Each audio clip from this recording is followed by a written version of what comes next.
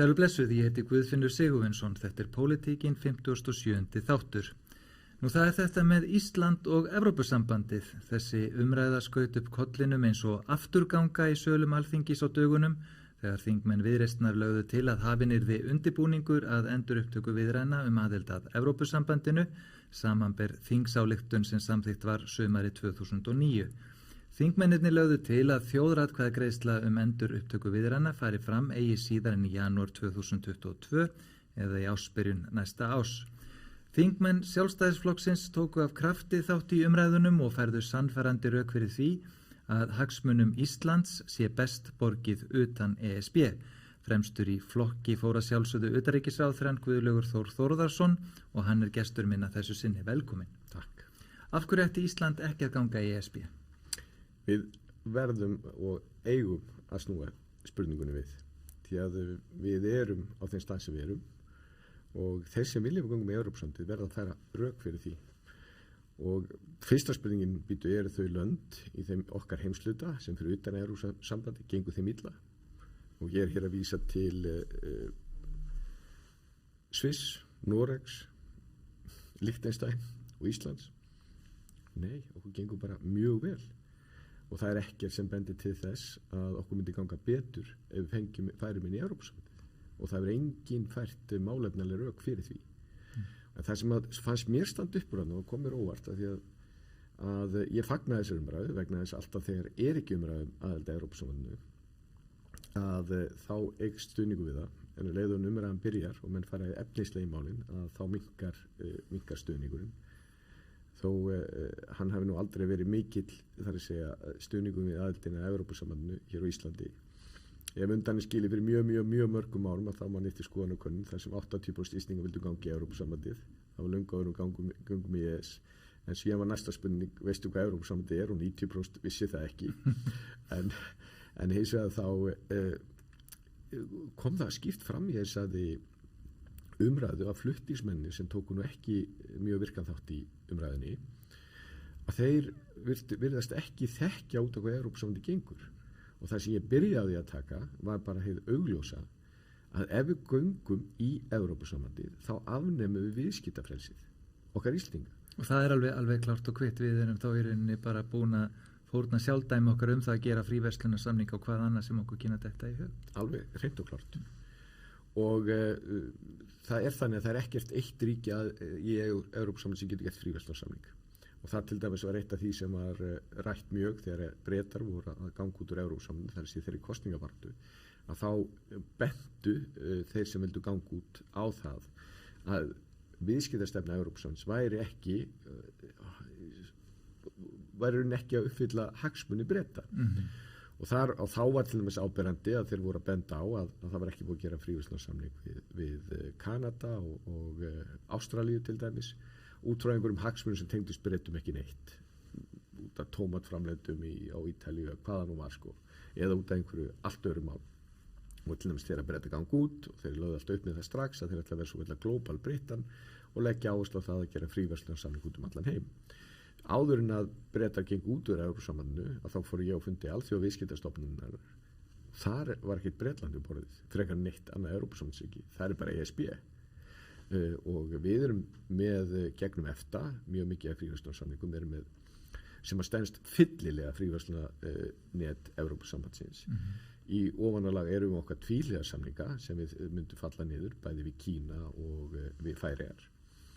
Og síðan annað að okkar viðskiptastefna miklu frjálslyndari heldur en Evrópusambandsins. Þannig að til dæmis 90% okkar tollskrárnúmer tollfrjáls meðan 27% í Evrópusambandinu. Hvað þýðir það? Því að þú flytur bara einu vörur eftir tollskrárnúmerum. Þannig að ef þú ferð 27% tollfrelsi, 90% tollfrelsi 27, þá þýðir það að það bara hækkar á öllum þessum tollskrárnúmerum sem engin tollur á núna. Og það þýðir það að við sem erum að kaupa með eitthvað út í búð, að það alltaf komið tollur á það. Það sömulegis að þýðir það að flest fyrirtæki sem framleiða á Íslandi, meðlands í útflutningi, þurfa að reiða svo einhvern innflutning. Það þýðir það að það hækkar tollurinn á vörunum til þeirra. Og þegar að menn skoða, og þetta allt komið fram, aðildarviðræðurnar og þar að segja og hvað menn voru að vinna með þá kom það fram, og þetta er áður en að við sjálfstæðismenn afnum þessa tolla, að það myndi skerða samkeppnishæfni sjávarútvegsins og iðnaðar, sérstaklega orkufreks iðnaðar, vegna þess að það myndi hækka aðföng á vörum sem eru nauðsynleg ef við gengum inn. Og síðan erum við bara svo menn segja oft landbúnaðurinn, það er bara, við eins og önnu eftirríki að við vísu erum frjálslyndari heldur en þau, þarna flest, og erum það er lang stærstu hluti að tollskrárnúmerum í landbúnaði er tollfrjáls hjá okkur, en við erum með ákveðna vörur sem að við verndum. Ef við gengum í Evrópusambandið þá erum við í sama styrkjakerfinu, sameiginlegu landbúnaðarstefnunni, þannig að það væri frjálst flæði þar á milli, en það breyti því ekki að við kaupum miklu meira heldur en frá Evrópusambandinu. Við kaupum landbúnaðarvöru, og landbúnaðarvöru er bara hveiti og hrísgrjón og allt milli himins og jarðar. Við kaupum þetta allstaðar úr heiminum, og ef við viljum lækka tolla á landbúnaðarvörum, þá bara ráðum við því, vegna að við erum með viðskiptafrelsi, við ráðum þessu. En síðan mætti halda áfram, sameiginleg sjávarútvegsstefna Evrópusambandsins heitir sameiginleg sjávarútvegsstefna vegna þess að hún er sameiginleg, og það þýðir það að yfirráðin fara til Brussel. Það liggur alveg fyrir, og hver getur haldið því fram að það sé okkar hagsmuni félist í því að gera það? Sami landbúnaðin, þetta er sami landbúnaðar og sjávarútvegsstefna. Og síðan og bara því að fyrir aftur í viðskiptamálum, að við þyrftum að fjölga hér tollvörum með einhverja 10, jafnvel 100, og við þyrftum að setja milljarða í nýtt tölvukerfi til að flækja tollkerfi sem við erum með núna, og það er allra handa samstarf sem að við tökum ekki þátt í, að því við erum ekki í Evrópusambandinu, sem að hvað þýðir að taka þátt í þessu samstarfi á mjög stóran hluta þýðir það að þú ert að færa völdin alveg yfir til Brussel, og til dæmis út að menn segja við erum í EES og við tökum þetta allt saman, og menn ESB sína alltaf að tala niður EES-samningin, og okkur að tala niður EES-samningina því að þá er einu raunhefa, því að við erum aðgang á þessu markað að fara í ESB. Að þið tala jafnvel að við séum með 90% af öllum gerðum Evrópusambands í okkar löggjöf. Staðurinn er þetta milli 13 og 14%. Og það er ekki meira? Það er ekki meira, og síðasta tala var 13,4%. Og þá bara, og hugsaðu ykkur það, ef við værum með 100% sem við þyrftum að vera inn í, ef við værum inn í Evrópusambandinu. Og það að segja að við fáum einhver áhrif, ég held að Evrópska þingið sé 755 eða hvað eru þarna, 50 þingmenn, við fengjum 5. Það með að vera mjög öflugir þingmenn til að breyta því grundvallaratriðum, og við höfum aðganga að framkvæmdastjórnin og öðru slíku, en það segir sig alveg sjálft að við værum aldrei að fara að stýra Evrópusambandinu. Það er ekki þannig, og aftur það er ekkert sem bendir til þess að þau lönd sem standa fyrir utan Evrópusambandið að þau séu annað í góðum málum, þau reyndar eru í betri málum almennt heldur en lönd innan Evrópusambandsins. En í rauninni, ef maður bara horfið raunsætt á þetta, þá sýnist manni að með útgöngu Breta þá eiginlega ætti þessi umræða að vera búin hér á landi, vegna þess að við erum í það miklum viðskiptum við þá, tengslum við þá, að þá þegar þeir eru líka farnir, að þá er það einhvern veginn, mér finnst það bara mjög vandséð hvað það er þá sem ætti að laða okkur þangað inn að þeim gengnum. Já, ég meina, mér hefur vísu aldrei fundist vera neinn tímapunktur til þess að ræða þetta, og mér finnst fólk svolítið gleyma bara hvar við erum. Við erum í miðju Atlantshafinu, Norður Atlantshafinu, og mikilvægasta viðskiptaland okkar er Bandaríkin, næst mikilvægasta viðskiptaland okkar er Bretar, og bara til dæmis munur nokkur Norðurlöndunum, þarna kemur til dæmis fram í því að það eru fleiri flug frá Íslandi, þar að segja fyrir COVID, til Bandaríkjanna og til Norður-Ameríku heldur nú öllum hinn Norðurlöndunum samanlagt, og þannig að það liggur alltaf fyrir að við erum á allt öðrum stað þarna, og þarlendi og líka efnahagslega. Þú getur alveg fært rauk fyrir því að til dæmis að menn að tala evru, að það geti hentað Benelux-löndunum sem liggja við Þýskaland, af því þar eru vextirnir ákvarðaðir, af því það sé bara nokkuð sömu sveiflur í efnahagslífinu, kannski eitt ósvipað uppbyggingu efnahagslífinu. Þú getur aldrei haldið því fram með Ísland. Við erum bara sveiflunar í efnahagslífinu hér, þær eru allt aðrar, og við myndum taka saman og bera saman sveiflunar í þýsku efnahagslífu og íslensku. Það væri mjög sjaldan sem við værum á svipuðum stað, en það efnahagslífi allt öðru uppbyggt. Raunar held ég að sé oftar þannig að það sé alveg omvend. Já, ég held að það sé ekkert ósvipað, sko. Og í rauninni, og á hverju skiptir þetta máli? Ég man eftir því ég fór í opinberri heimsókn með Sólveig Pétursdóttir sem var þá forseti þingsins, þarna til Írlands, og þá gekk rosalega vel á Írland og það var allt alveg á flegi ferð. Og á sama tíma þá voru menn ennþá að vinna úr sameiningunni í Þýskalandi, og það var erfitt í efnahagslífinu, og þá voru vextir þar mjög lágir. Og allir þeir sem að tölu á Írlandi voru einmitt að kvartundi því að þegar þeir hefðu þurft að halda aftur með og ekki vera með svo rosalega lág vexti, það var svo slæmt fyrir þá að þeir voru á flegiferð, það gerði vandan ennþá meiri, að þá var það auðvitað ekkert hægt, því að Evrópski seðlabanki tók alltaf mið af ástandinu eðlilega í langstærsta hluta efnahagskerfisins. Samt eru Írar miklu stærri en við, en það döði ekkert fyrir Dublin að taka síman og hringja og segja að breyta vöxtunum, af því að það væri ekkert alveg að henta þeim. Og þannig að en sko, það sem ég fundist, og ég náttúrulega í rauninni og alltaf fagna því að menn ræði Evrópumálin, fagna því að menn ræði það hvort það gangi inn í Evrópusambandið, en það er svo skrítið að þeir sem vilja gangi í Evrópusambandið vilja helst ekki ræða það, og alls ekki að maður leggji fram á borðið staðreyndir, og það vantar ekkert að maður kallaður öllum illum nöfnum þegar maður bendir á þessar augljósu staðreyndir. En og ef að þú myndir reyna að útskýra fyrir þarna Evrópubúa að það væri umræðum það á Íslandi hvort að það væri tollabandalag í Evrópusambandinu ekki, að viðkomandi myndi horfa þau bara stórum augum og bara skilja ekkert hvað voru að tala um. En það sem að hefur svona gengið hvað best að selja fólki sem kost fyrir aðild að ESB er það að við erum hér með gjaldmiðilinn sem er krónan, sem að er mjög lítill gjaldmiðill, enda þjóðin afar fámenn og þar lendi er hann sveiflukendur og það allt saman. Og bara núna síðast í dag fyrir fáinu klukkutímum skrifa til dæmis hérna oddviti Viðreisnar á Facebook: íslenska krónan er blessun, segir fjármálaráðherra, af því að það er hægt að breyta gengi hennar. Gengislækkun er hins vegar bara eignatilfærsla frá almenningi til þeirra sem eiga gjaldeyri eða er í útflutningi. Í hruninu var kaupmáttur launafólks helmingaður með gengisfellingum, að viðhalda krónu er bara einföld leið til að stela fólki. Þetta er það sem að maður hefur heyrt, launaþjófnaður, og svo líka þetta bent að það hvað lánin eru dýr fyrir okkur í íslenskum krónum. Er þetta sjónarmið? Er viti því að vera með pínu lítinn gjaldmiðil? Sko, þetta er alltaf kostur og gallar við allt.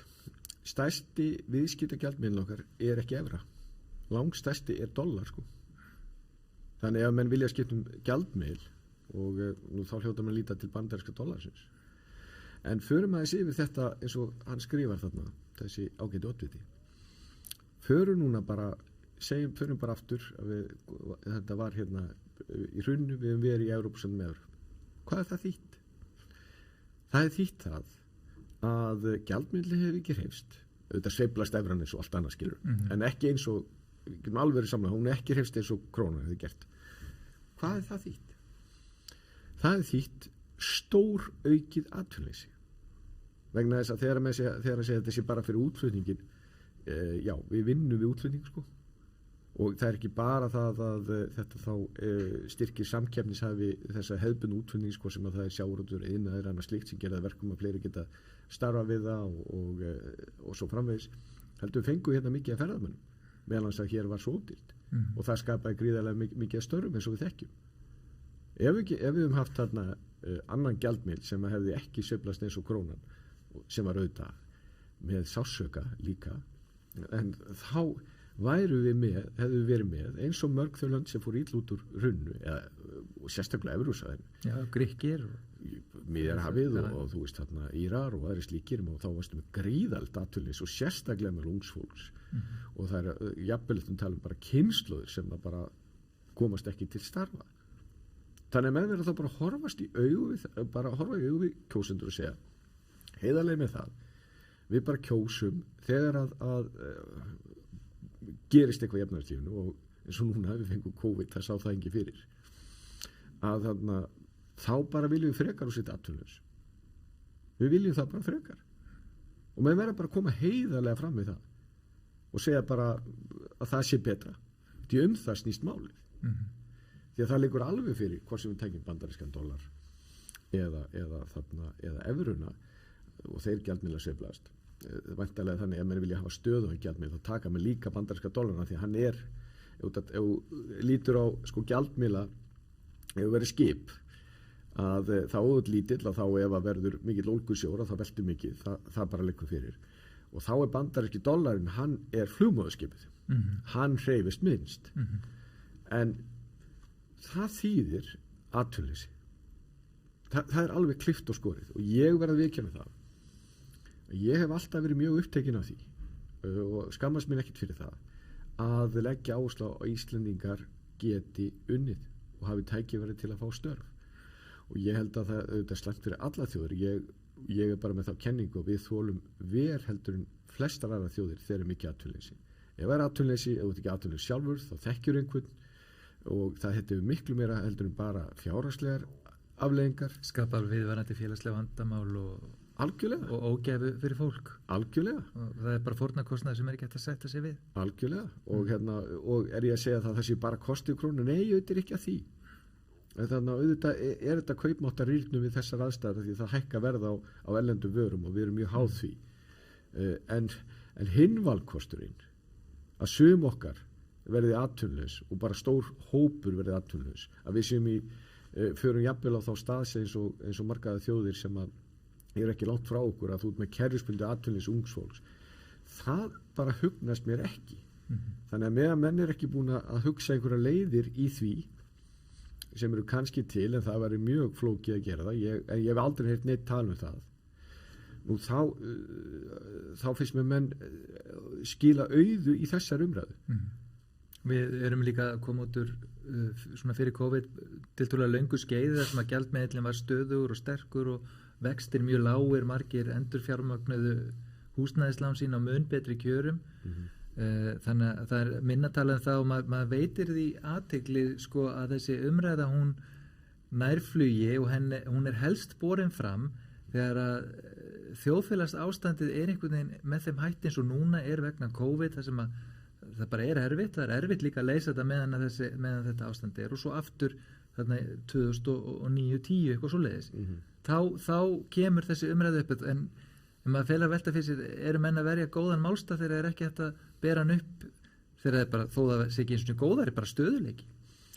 Er þetta taktík að nota alltaf á maður bara búast við því þegar að vera niðursveiflur og þá koma ESB sinnarnir með þetta sem ykkur alls er lausn? Já, ég ætla ekki að fara að greina það, ég bara vek athygli á því að hver svo sem leggur þetta fram, hann þarf að útskýra þessu hluti sem við erum að ræða hér.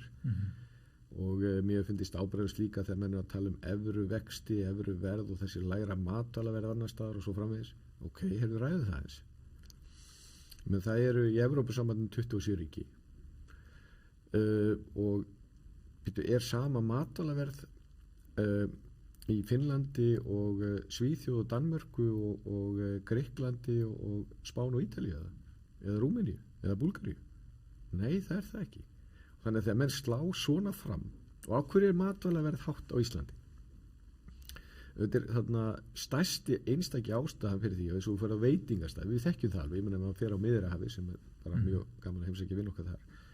Allt annað verð á veitingastöðum. Mjög vinsælt á fjölmiðlum að taka spænsku matakörfun og bera hana saman við þá íslensku. Algjörlega, ok, fyrir bara að ákveða það. Því meina heldur þú getur boðið matreiðslumanninum eða þjóninum á spænska veitingastæðinum þarna heldur þú getur boðið fólki á Íslandi þessi laun? Þarna, þetta er algjörlega, við erum með há laun á Íslandi og við viljum hafa há laun á Íslandi. Það er markmið hjá okkur að lægstu launin séu hvað helst og allir geti átt eins góðu lífskjör eins og hægt er. Þannig að menn ætla að koma fram með svona lausnir og þá eru menn að segja það þá ætlar bara að fara að lækka launin. Það er því að það er allur kostnaður við framleiðslu er mismunandi mikið bara, sko, hátt hlutfall er launakostnaðurinn. Og ég meina við getum alveg til dæmis bara segðum, heyrðu, við ætlum bara að taka núna alla tolla af öllu þannig að þeirra snýr að matvælaframleiðslunni. Við getum alveg gert það, en það hefur náttúrulega afleiðingar í för með sér. Og en hins vegar er það eftir stendur að sem betur fer að þá erum við með hátt launastig hér á landi og við viljum hafa það. Ef að launastígi væri mjög lágt á Íslandi, nú þá myndi alls konar svona hluti lækka, en það þýddi það náttúrulega líka að það stór hluti fólks væri á mjög lágum launum. Og ég verð að viðurkenna, mér finnst þetta svona ódýrt þegar menn leggja hlutina með þessum hætti. Og aftur, þannig að ef við erum á Norðurlöndunum, það er ekkert ódýrt á veitingastöðunum á Norðurlöndunum. Það er misjafnt verð á áfengi, en það er eftir áfengiskjöldum. Það er tiltölulega ódýrt eða ódýrast í Danmörku, því að þeir eru með annað í því, en ef þú fer til hinna Norðurlandana þá er alla jafna, sko, áfengi dýrt, af því þeir eru með svona svipaða stefnu og við þegar kemur að áfengiskjöldum. Og ég fagnar þessu alltaf umræðinni vegna þess að þá getum að fara yfir þessa þætti, en ég gef ekkert mikið fyrir þessar röksemdir sem að ég bara þannig, mér hef ekki fundist ESB sinna að færa frambærileg rök fyrir því að við ættum að ganga inn. Og þegar þeir eru að fara það leiðir sem þeir hafa gert í umræðinni, að þá finnst mér mjög auðvelt að benda á það það stendst ekki skoðun. Fyrir að segja þetta bráðum gott af ESB, mig langar til að spyrja tveggja spurninga í þessu sambandi og tekar bara báðar saman núna ánum við segjum skilið við þá og förum yfir í annað. Það er þetta orðasamband sem að þið þekkið vel í ráðuneytinu, að kíkja í pakkan, sem er þar að segja að margir segja já það var nú byrjað með þessar aðildarviðræður 2009 og við vorum komin eitthvað x langt í þeim og hvernig væri nú bara að klára þær og lefa þjóðin að sjá þennan samning og taka afstöðu út frá honum, þar að segja sjá hvað er í boði. Er þetta möguleiki, þar að segja að kíkja bara svona í pakkan sem er fýsilegur fyrir okkur, við getum bara svona svolítið bakkað, er það svona án skuldbinding að gera það. Og í annan stað, heldur þú að þessi Evrópumál verða kosningamál í ár? Ég muni allavega leggja áherslu á alþjóðamál í kosningabaráttunni og ég vil hafa hér opið og frjálslynt þjóðfélag. Ég vil svo sannlega halda viðskiptafrelsi okkar, við séum að í þessu varnarsamstarfi sem við erum í og alls ekki að loka okkur inn í tollamúra. Þannig að ég mun leggja áherslu á það að við séum á þeim stað sem að nýtist okkur hvað best. Og þetta kík í pakkan, ég fullir þetta hefur eina landið sem við sóttum aðelda Evrópusambandið sem að hefur nálgast þetta svona. Það vitum við allir hvað Evrópusambandið er. ef þú ætlar aftur að reyna að útskýra, og ég veit ekki hvernig þetta byrjaði, ég var í stjórnmálafræði, það var ekkert leyndarmál hvað fólst yfir í Evrópusambandið, við fórum bara og lærðum það, ég meina þetta er ekkert flókið. Þetta eru 30 eitthvað samningar eða getur við sagt svona kablar sem er bara ákveðið samstarf og það getur hver eitt sem að vill bara kanna hvað felst í því og ég skil þetta ekki, hvað halda með bara sækjum, segjum bara núna að EFTA-ríkin öll myndu sækjum og svo kemur bara Svissma, sjáðu hvað við fengum. Þetta er bara allt annað heldur niður í gangi, þetta bara stenst ekki og Noreg bara, við fengum vist ekki nú gott núna, sko. Þetta er óskiljanleg umræða og einhvern veginn að býða eitthvað eftir. Það er eins og sé bara að bera saman að fá í skóinn, sko. Þetta er algjörlega þannig. Þetta er bara eins og ef þú ætlar að ganga í knattspyrnufélagi Val, þú veist alveg hvað þetta er, sko. Ég ætla að ganga í Val og svona hvað ég fæ. Bara, já, ég fekk bara vist að vera í knattspyrnufélaginu. Þú veist þarna, þetta er bara prógram sem þú gengur inn í og getur algjörlega að gefa þig fyrir hvað það snýst. Og Evrópusambandið hefur aldrei haldið því fram að það sé eitthvað óljós hvað fylgist yfir Evrópusambandið, bara aldrei. Og þegar menn tala undanþágur og annað slíkt, þá gengur það allt út af það. Fyrsta lagi er sko að menn fái aðlögun að einhverju. Það gerist, það er að segja sko eins og bara að þú ert að fara í mikla breytingar, þá reyna menn fyrir einhver flöt á því að þú fáir einhver ár til þess að aðlaga þig sameiginlegri stefnunni. Og síðan til dæmis eins og með Norðurlöndin sem fengu fyrir sérstakann norrænan reglur máttu styrkja meira fyrir norðan ákveðna breyttaka í landbúnaðinum, þá var það sett inn í sameiginlegu landbúnaðarstefnuna. Þannig að sko og ef að þú að breyta því þá átt að breyta sameiginlegu landbúnaðarstefnunni. Þannig að allir þurfa að breyta, af því þetta ekki lengur þá þjóðríkisins að ákveða þetta. Og ég veit eiginlega alveg hvar ég á að byrja þegar maður tekur þessu umræðu, því að hún stenst ekki nokkra einustu skoðun, síðan náttúrulega bara liggur fyrir þarna, og ég bara leita að leiða svona hvernig maður á að draga athygli að því að eftir aðlögunarviðræðurnar að þá voru skýrslur úttekt gerðar sem að bara dróðu í augljósa fram.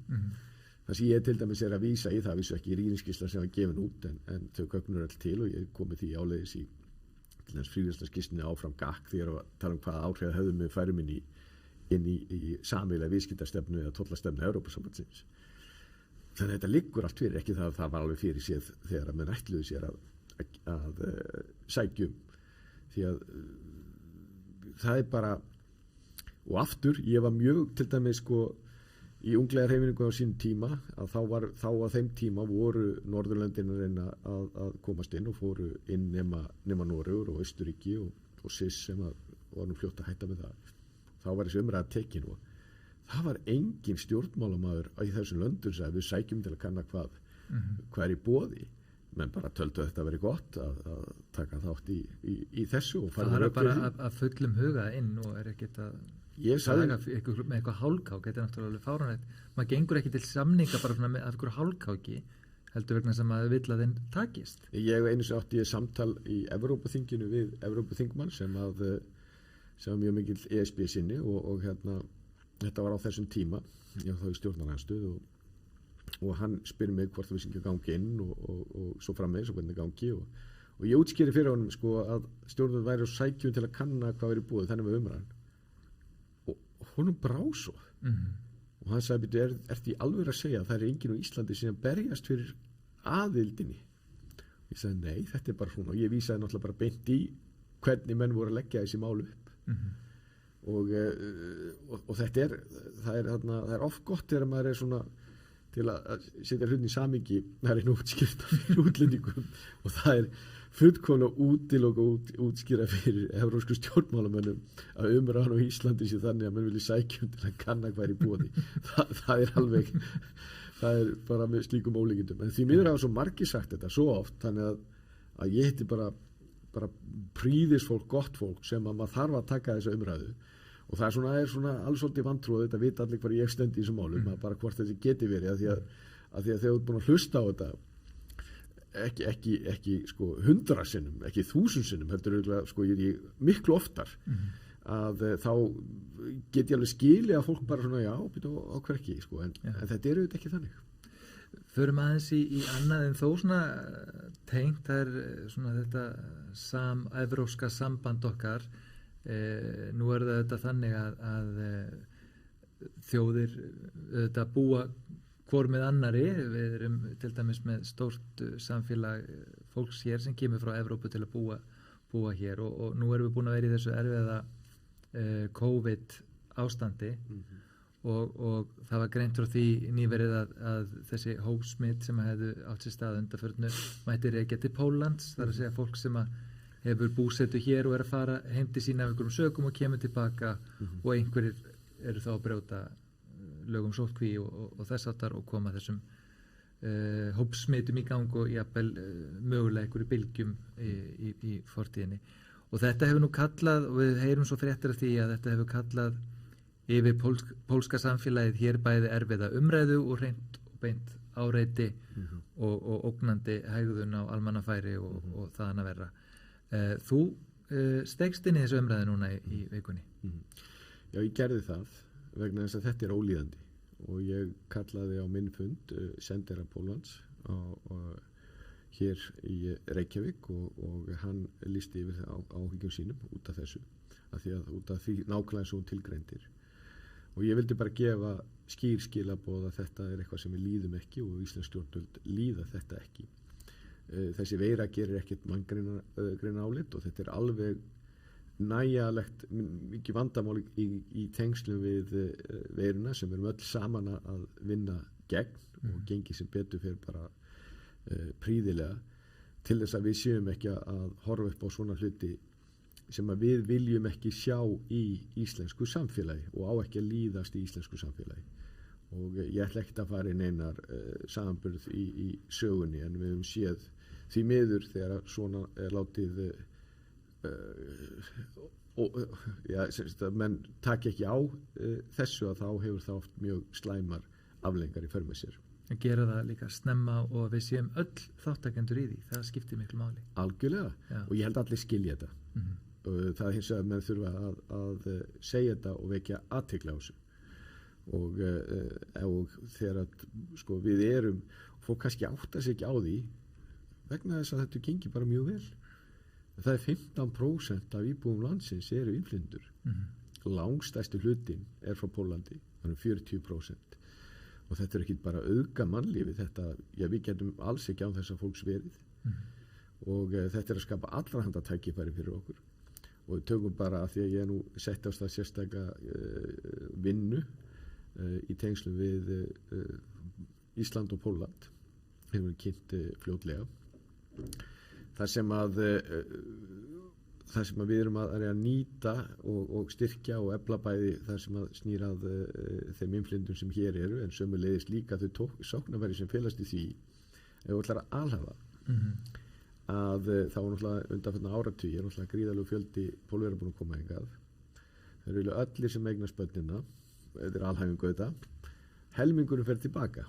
Hinn sest hérna að og við erum að sjá aðra og þriðju kynslóður af Pólverjum hér og þá áttu bara með fullt af Íslendingum í Pólandi sem náttúrulega verða efnaðislega mjög sterkt og það að fólk sem alist upp á Íslandi með tengingu við Ísland að það felast í því miklu möguleikar að varandi framtíðar samskipti og tækifæri í nánustu framtíð og við sjáum frá mikið sóknarfæri í þessu og það er mjög gott fólk sem hefur unnið þessa skýrslu og við erum að sjá tækifæri bara eins og með uppbyggingarsjóð EES að það hefur verið að vinna mjög mikið og það er íslensk fyrirtæki í Pólandi en það er alveg vannýtt. Þeir náttúrulega reynst okkur vel á örlaga stundu eins og til dæmis í hruninu því að þeir komið þá fram og lánu okkur með mjög lágum vöxtum þegar aðrir voru ekki tilbúin í það og ef þú ferð hérna landið að þá ertu Pólverjar eins og aðrir innflytjendur þeir halda eru bara mjög stórt hlutfall af íbúafjöldanum. Ég held að ég fari rétt með það að hjálpa til að halda landsbyggðina á lífi? Já, ég meina á Suðurnesjum 28% íbúanna eru innflytjendur og það ástæðan fyrir þetta ekki verið mikið í umræðinni er vegna þess að þetta gengi bara mjög vel bara alla jafna er þetta bara hartulegt fólk sem að hefur haldið áfram að hjálpa okkur að knýja hjól efnahagslífsins áfram aldursamsetning okkar er að breytast við þurfum að þannig að það er alltaf fleiri og fleiri sem er að hlutfallslega sem er að komast á lífeyrisaldur og við þurfum að sinna mjög mörgum með öllum vinnandi höndum og þannig að hér þetta gengi mjög vel þeir hafa sannarlega að auka þjóðlífið þeir hafa sannarlega styrkt efnahagslífið og sem betur fer hafa þeir aðlagast vel og það er fagnaðar efni að fólki vilji festa hér rætur og verða hér áfram sem Íslendingar og þegar svona mál kemur upp að þá er við bara strax að segja heyrðu, nei, þetta, við gerum ekki svona.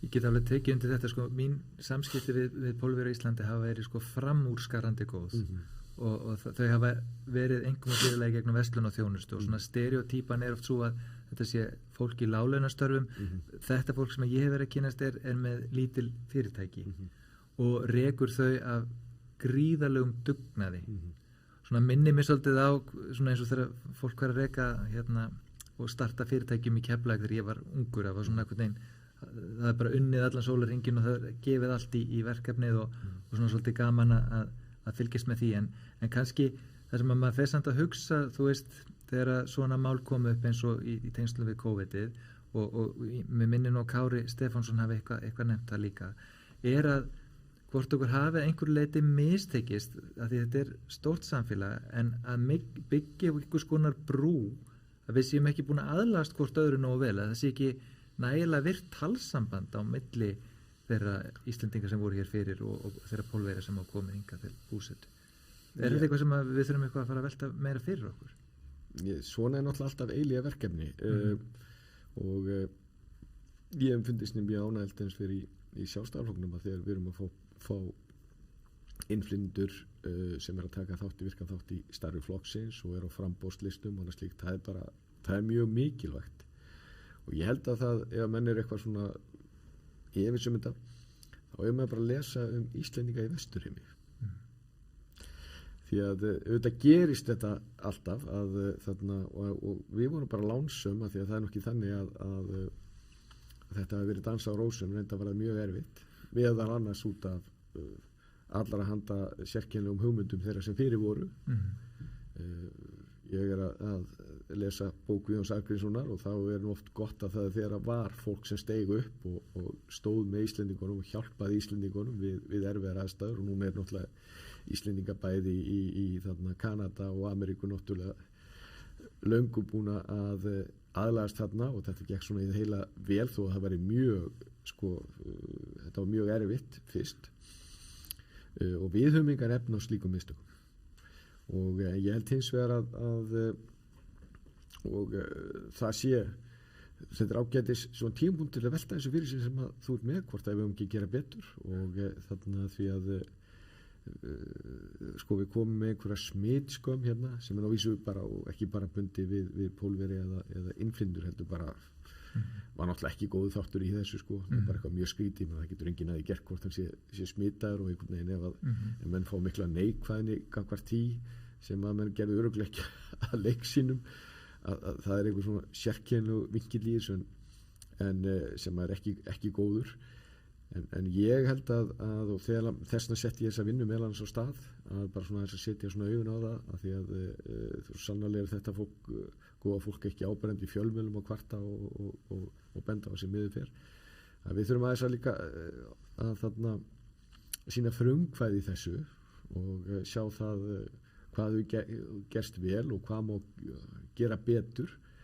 Það ákveðnir hlutir augljóslega sem má gera betur, og ég held að við færum, og ég tala ekki svona stórum hópum, að þá finnst okkur mjög æskilt til að geta haldið í okkar móðumál og mér finnst það að vera styrkur fyrir okkur að ef við getum boðið þessu fólki upp á það, til dæmis í skólum sem einn af þessum fögum sem að kennt eru, það mun ekkit annað að gera heldur en að styrkja okkur og efla, og það næst algjörlega vanmetið, og því að nú ég lagt mikil áherslu á utanríkisviðskipti og náttúrulega utanríkisþjónustuna, að það til dæmis að hafa aðgang af fólki sem kann tungumál þeirra þjóða sem að við erum í samskiptum við, það mikið styrkur fyrir okkur Íslendinga.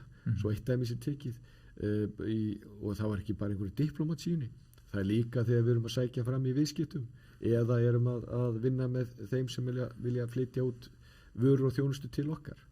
Þannig að það ekkert neikvætt við það að við séum með fjölbreytta flóru Íslendinga, hvað sem að þeirra erlendum uppruna ekki, sem að kann mikið af tungumál. Það mun bara hjálpa okkur og styrkja, og bara sem dæmi, að því að þarna við nú kannski ekki að ræða það núna, en ræða það kannski seinna, eins og með að því við viljum efla og styrkja samskiptum í Grænlandi, ég lagt mikla áherslu á það, gríðarlegu stuðningu við það, bæði í Grænlandi og Íslandi. Þar til dæmis, ef við ætlum að láta ganga vel, þá þurfum við að brúa tungumála sem er breytt, sem er breytt og því fyrr sem við gerum það, því meiri árangri, og þá erum við að tala okkar næstu landfræðilegu granna Alltaf gaman að fá því heimsókn, Guðlaugur Þór, og fara yfir breiðu strókurnar, og ég veit að ritariðin hringir þetta smástund og skammar mig því ég er búin að halda þær alltaf lengi hjá mér hérna, en takk kærlega fyrir komuna. Já, ánægðan var öll mín.